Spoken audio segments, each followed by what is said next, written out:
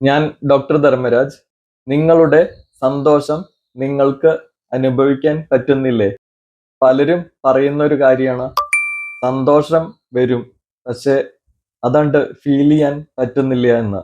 നിങ്ങൾ ഹാപ്പിയാണ്, പക്ഷെ അത് സ്വയം അനുഭവിക്കുവാനും പുറത്ത് കാണിക്കാനും മറ്റുള്ളവരുമായി പങ്കിടാനും പറ്റുന്നില്ലേ? ഇതിന്റെ കാരണം ഒരു ഇമോഷണൽ സ്റ്റിൽനെസ് ആണ്, വൈകാരികമായ നിശ്ചലാവസ്ഥ.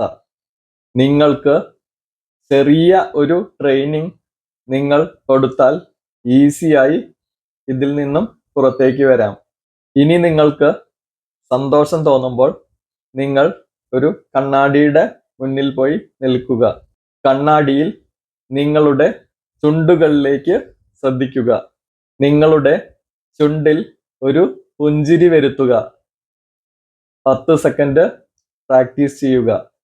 ഇത് നിങ്ങളുടെ ഇമോഷനും ബ്രെയിനും തമ്മിലുള്ള ഒരു കോഓർഡിനേഷൻ ഉണ്ടാക്കി നിങ്ങളുടെ സന്തോഷം പ്രകടിപ്പിക്കാൻ നിങ്ങളെ പ്രാപ്തമാക്കുന്നു.